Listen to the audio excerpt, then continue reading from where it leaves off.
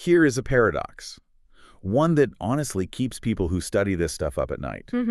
You have a star, a specific slice of the zodiac that is, well, it's universally hailed as the king of constellations. The very best. The star that guarantees victory. It's literally named the Auspicious. It is the definition of success. And yet... And here it comes. And yet, if you open any classical text on, Vedic marriage compatibility, there is one strict, non-negotiable rule.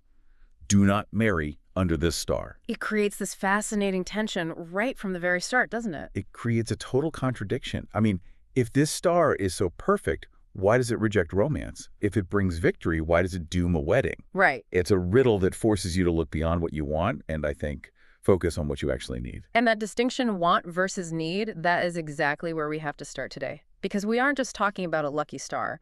We are dealing with the concept of the highest blossom. The point where all the hard labor of the roots finally turns into the fruit. But before we get into that, let's just settle in. Please. Listen to that rain. Yeah. It is absolutely drumming against the window pane today. It's a proper storm out there. It really is. But in here, in the Cafe Karma, the velvet curtains are drawn, the coffee is fresh. It feels like a sanctuary this afternoon. It's the perfect atmosphere for this topic, actually. Safe, enclosed, introspective. Because today, we are sitting with the concept of perfection, or, in the Sanskrit, Siddhya. That's Sidhya. Siddhya. Perfection. We're doing a deep dive into the Nakshatra known as Pushya, or, often just Pushya. I have the ancient books open, I've got my notes, and I'm ready to understand why the King of Constellations has such a complicated reputation. Where do we even begin with a star this heavy? We have to start with the name. In this system, the name is never just a label, it's the blueprint. Okay. The word Pushya comes from the Sanskrit root pisha, which implies a very specific type of action. It means to nourish, to thrive, or to flow. To flow. That's interesting.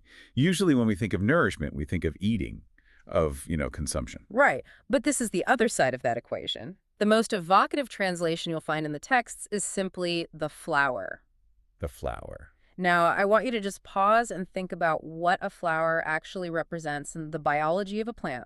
We see it as the pretty part, the decoration. But biologically, it's the reproductive system. It's the end game. it is the crowning glory. It is the point where the plant basically says, I have done the work. I have pushed through the cold soil, survived the dark, built the stem, and now here is the beauty. So it's the payoff. It's the ROI on all that struggle. Exactly. And the texts just pile on the praise. As you mentioned, it's also called Tishya, which translates to the auspicious or the lucky, and Siddhya, the perfect. Okay, so we have the perfect, the lucky, the flower. I mean, to the modern ear, this sounds like a winning lottery ticket. Is that what we're talking about? Is Pushya just material wealth falling from the sky? Because if so, sign me up. That is the trap. That is what people want it to be. But if we look at the iconography, the visual symbols tied to Pushya, the story gets much more grounded. In fact, the primary symbol is, it's quite earthy. I was looking at that in the source material. It's a cow's udder. Yes. It's a bit visceral, isn't it? We go from the highest blossom and the perfect star to a mammary gland. Feels like a disconnect. It does. It forces you to get real. But strip away the modern discomfort with biology for a second. In the Vedic worldview, the cow is the ultimate symbol of selfless giving. The udder represents the milk of human kindness. But think about the mechanics of it. What is an udder actually doing? Well, it's producing milk. It's extracting essence from the body of the mother to nourish something else. It takes blood, nutrients, water, all this vital life force, and transforms it into a substance that allows another being to live. So it's not about getting nourishment. No? It's about being the source of nourishment. Precisely. And this is the shift. Pushya isn't a star of consumption. It's a star of production. It represents the capacity to extract resources, emotional, spiritual material from your environment and then alchemize them into something that feeds the world. That changes the vibe completely. It's not, I'm lucky so I get stuff. I'm lucky so I can give stuff. Right. And that reminds me of the other symbol you have in your stack there, the lotus. Of course, the lotus. It's everywhere in this tradition. Because it's the perfect metaphor for this process. The lotus grows out of the mud. It struggles through the dark, murky water. But when it blooms on the surface... It's unstained. pristine. Exactly. It's unstained. So the highest blossom implies that the mud is necessary. You can't have the flower without the muck. Correct. It is the alchemy of turning struggle into sustenance. And this brings us to the personality behind this energy. In this system, the star is the body, but the deity is the soul. Right. To understand Pushya, you have to understand the entity that powers it. Brihaspati. That's Bruhuspatee. Brihaspati.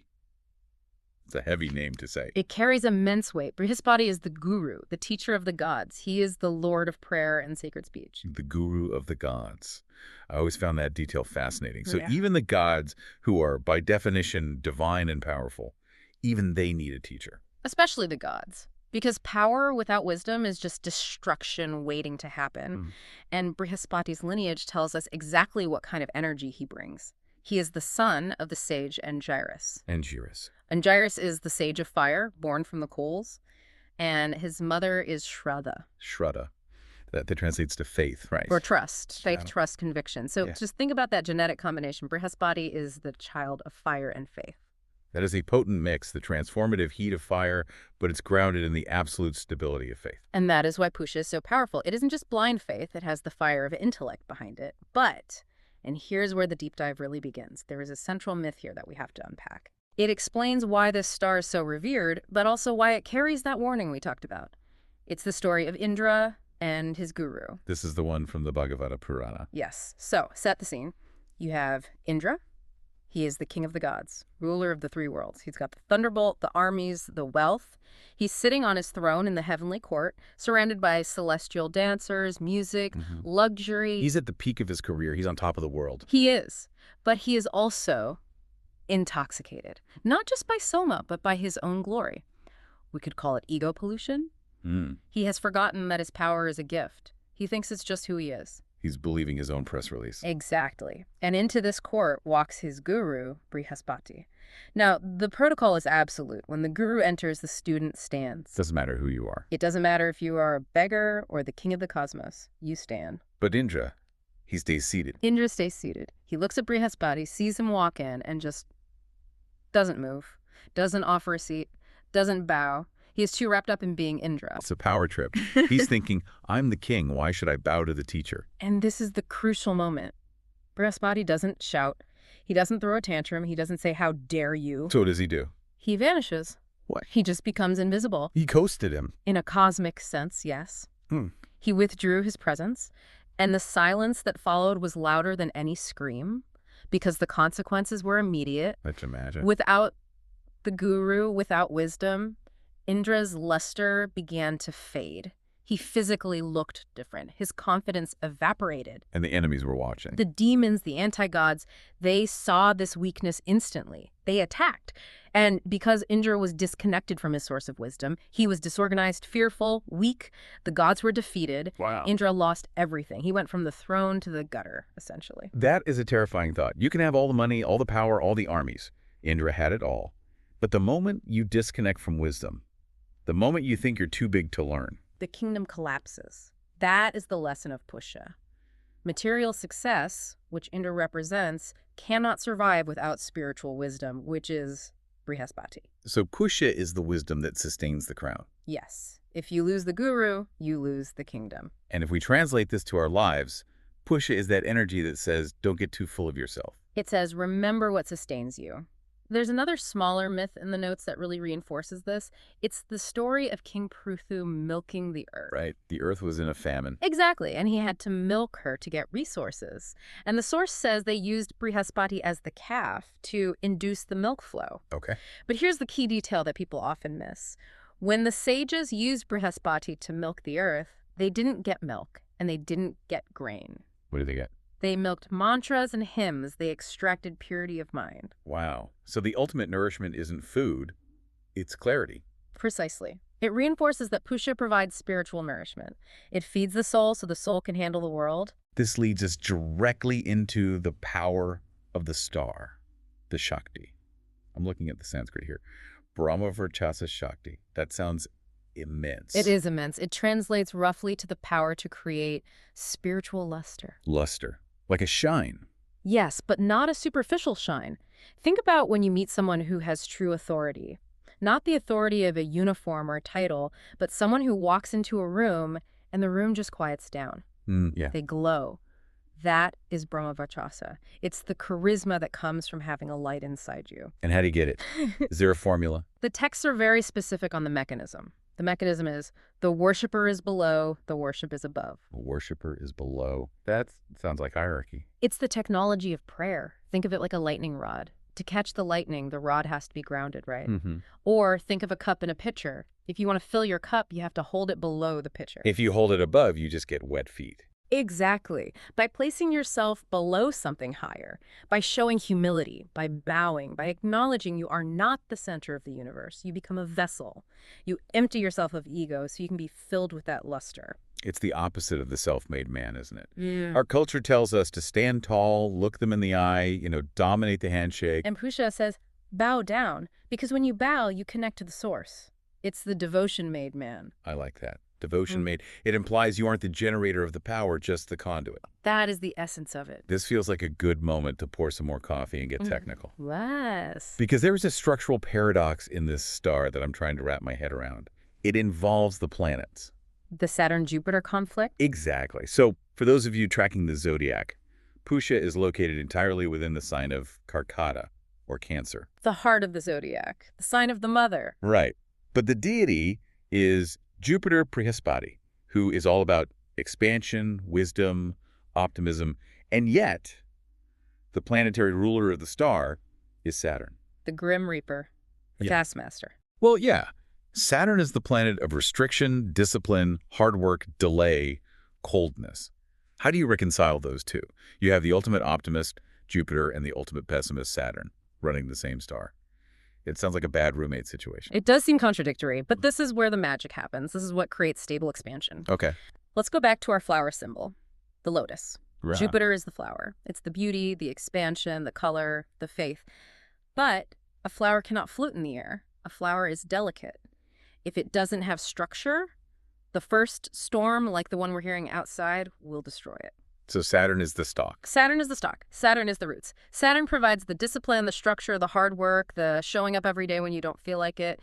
Jupiter provides the wisdom and the growth. Without Saturn, Jupiter is just a dream. It's hot air. Without Jupiter, Saturn is just a dry, dead stick. So they need each other. Desperately.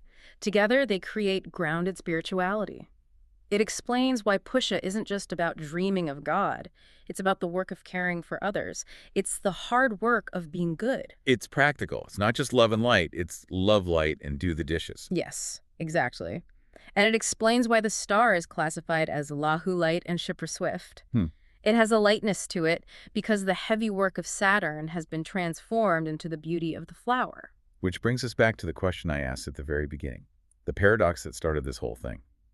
If this star is the perfect, the auspicious, why is it forbidden for marriage? You'd think you would want all that stability and wisdom in a wedding. You would think so. It sounds like the perfect recipe for a long partnership.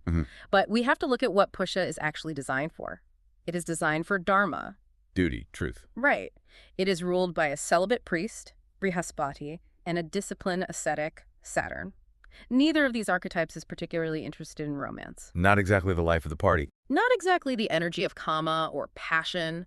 Marriage, in the Vedic sense, and really in any human sense, requires a degree of, well, rajas. It requires passion, desire, a bit of chaotic attraction, a bit of, I want you. And Pushya is too clean for that. Too pure. Pushya is too devoted to the truth. If you marry under Pushya, the text suggests you might find yourself in a relationship that feels more like a monastery than a honeymoon. It's better for the mission than the marriage. Precisely. Brihaspati favors devotion to truth over the passion of romance. He's the guru, not the lover. If you want to start a business, great. Build a temple. Perfect. Start a spiritual practice. The best. But a romance? You might find that the partner cares more about doing the right thing than loving you. That is a crucial distinction. It's not that it's bad, it's just misplaced energy. It's for the long-term nourishment of the soul, not the immediate gratification of the senses. Okay, let's unpack this for the listener. We've covered the udder, the lotus, the invisible guru, fire and faith. We've solved the marriage riddle.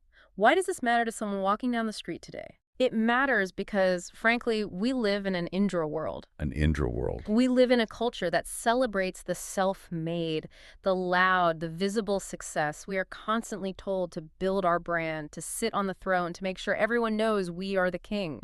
To stay seated when wisdom walks in. Yes. We are encouraged to ignore the guru, whether that guru is actual advice, our own conscience, or the wisdom of history. Pushya reminds us that true victory, the kind that lasts, the kind that nourishes, comes from connection. It comes from realizing that we are part of a lineage, a community, a divine order. It's about being the lotus. You can be in the mud, the stress of the job, the noise of the city, the bills, but you don't have to let it stain you. And you have to nourish others. That is the ultimate takeaway. If you want to activate the energy of Pushya in your life, you can't just ask, what can I get? You have to ask, who am I feeding? That's the highest blossom. It's not just about reaching the top. It's what you offer when you get there. Exactly. It combines the fire of effort, that Saturnian grind, with the faith of the heart, that Jupiterian wisdom. When you have both, you have Siddhya, perfection. I think that's a perfect place to let that sink in. The rain is still coming down, but it feels like we found a bit of clarity in here. We have. Before we close the books on Pushya, what is the final thought? What should we be staring at the ceiling thinking about tonight? I want to go back to that image of the udder. It's such a humble symbol, yet so powerful. Go on. If Pushya is the star that nourishes, we must ask ourselves a difficult question. Okay. What are we feeding the world? Every day, through our attention, our conversations, our posts online, we are feeding something. We are. Are we offering the milk of kindness and wisdom? Or are we, like Indra, too intoxicated by our own success to notice the guru standing right in the room? Are we feeding the ego, or are we feeding the soul? That is a lot to think about. Thank you for guiding us through this. It was my pleasure. And to you, listening, keep looking up. You never know what you might learn. Stay curious.